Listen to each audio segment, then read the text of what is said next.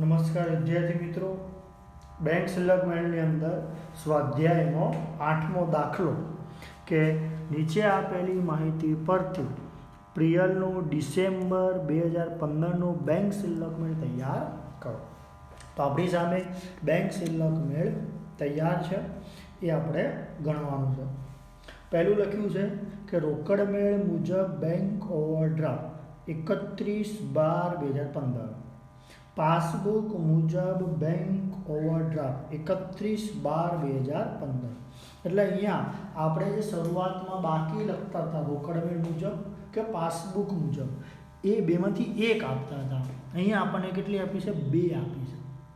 તો યાદ રાખવાનું કે જે માસનો એટલે જે મહિનાનો આપણે બેંક શિલ્લક મેળ બનાવીએ છીએ એ મહિનાની આખરની શિલ્લક ધ્યાનમાં લેવાની. એટલે આ બેમાંથી તમારે આખરની શિલ્લક ધ્યાનમાં લેવી પડશે. 710 રૂપિયા આ શિલ્લક ધ્યાનમાં લેવાશે નહીં. એટલે અહીંયા આપણે લખવાનું 1 નંબર રોકડ મેળ મુજબ બેંક ઓવરડ્રાફ્ટ BOD, રોજ પાવ ખાવ એટલે BOD થાય, એટલે કે જમા બાકી BOD કહેવાશે. ત્યાર પછી પહેલું છે કે ભરેલ, બીજું બેંકમાં ભરેલ ચેક તેને પાસબુકમાં જમા કર્યાની માહિતી નીચે મુજબ છે. આપણે ડિસેમ્બરનો બેંક શિલ્લક મેળ બનાવીએ છીએ તો આપણે જે ચેક ડિસેમ્બરમાં ભર્યો હોય એ ડિસેમ્બરમાં જ જમા થવો જોઈએ. તો જે ચેક ડિસેમ્બરમાં જમા નથી થયો એ ચેકને આપણે ડિસેમ્બરમાં લઈ લેવાનો. 2300નો ચેક 15/12 ભર્યો, 18/12 થઈ ગયો તો આને કોઈ ઇસ્યુ છે નહીં. 17/12 7200નો ચેક ભર્યો, 17/12 થઈ ગયો તો આની નોંધ નહીં થાય. 27/12 તમે 4600નો ચેક ભર્યો છે પણ એ પહેલા મહિનામાં જમા થયો, તો આપણે આ 4600ને 12મા મહિનામાં જમા કરવા પડે તો આપણી બેંક શિલ્લક મેળ સરખી થશે. એટલે આને ધ્યાનમાં લેવાશે. 31/30/12 અહીંયા તમે ચેક ભર્યો છે 1500નો, પહેલા મહિનામાં જમા થયો છે, એનો મતલબ કે આ 1500ને પણ આપણે 12મા મહિનામાં એન્ટ્રીમાં લેવા પડશે. એટલે 4600 અને 1500 આ બંનેનો સરવાળો કરવો પડશે, એટલે આપણને આવશે 6100. આ બંનેનો સરવાળો કરો એટલે આવશે 6100 રૂપિયા આપણે જમા કરવા પડશે, તો જ આપણી શિલ્લક મળે, નકર મળે નહીં.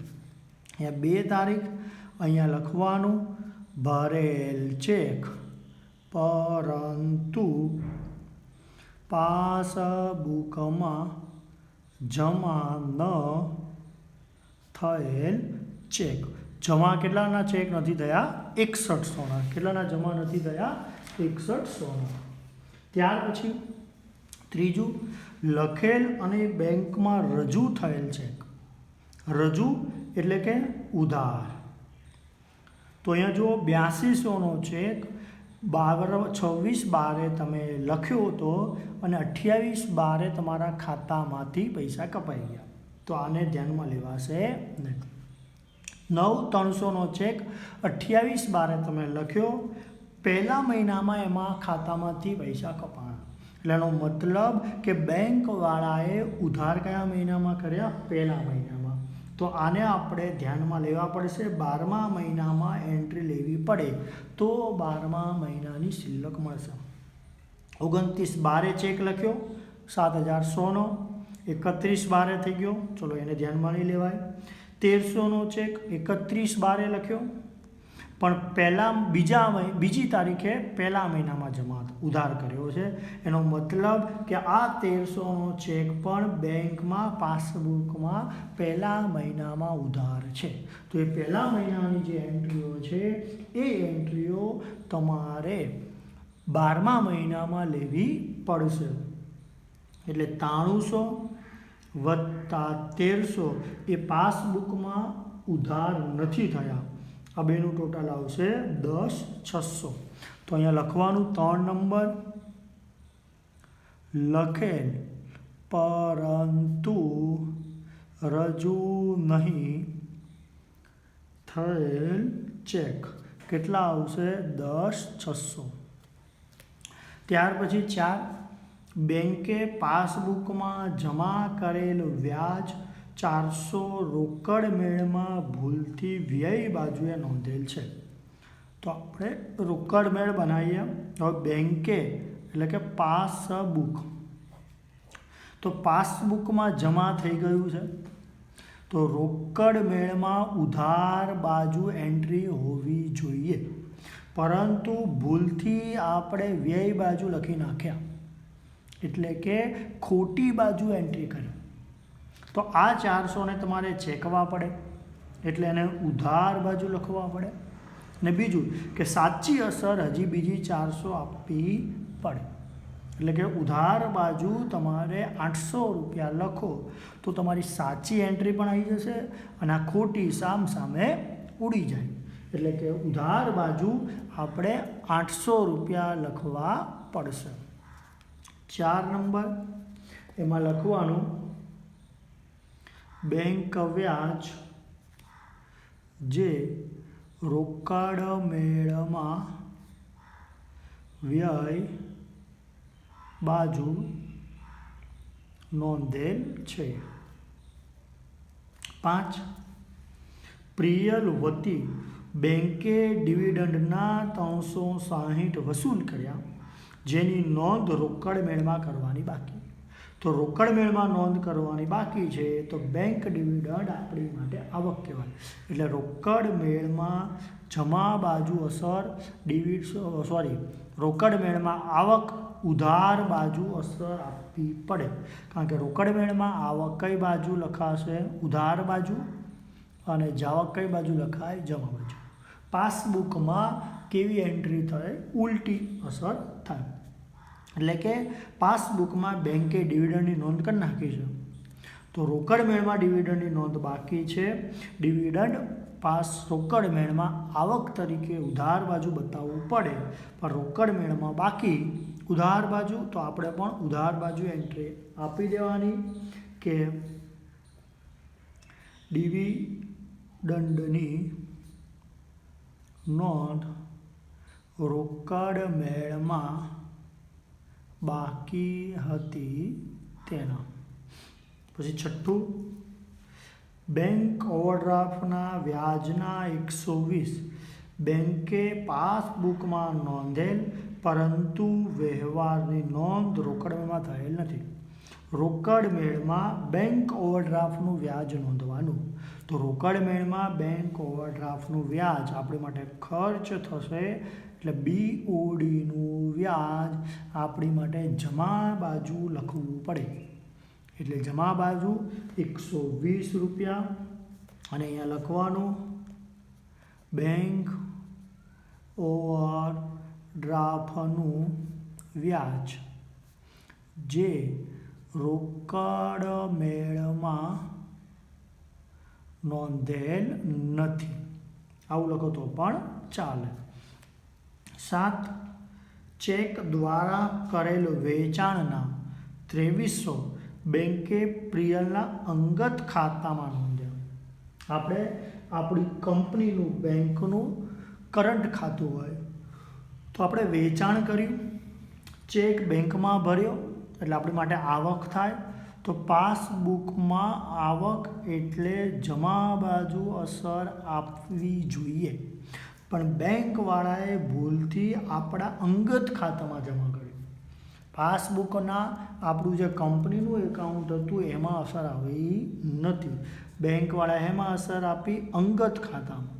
તો આપણા ખાતામાં અસર બાકી રાખી આવક બાજુ, એટલે કે જમા બાજુ 2300 રૂપિયા બેંક લખવાનું ભૂલી ગઈ છે, તો આપણે લખી દેવાના. આમાં લખવાનું ચેક દ્વારા વેચાણ જે બેંકે પ્રિયલના અંગત ખાતામાં નોંધેલ છે. ત્યાર પછી 8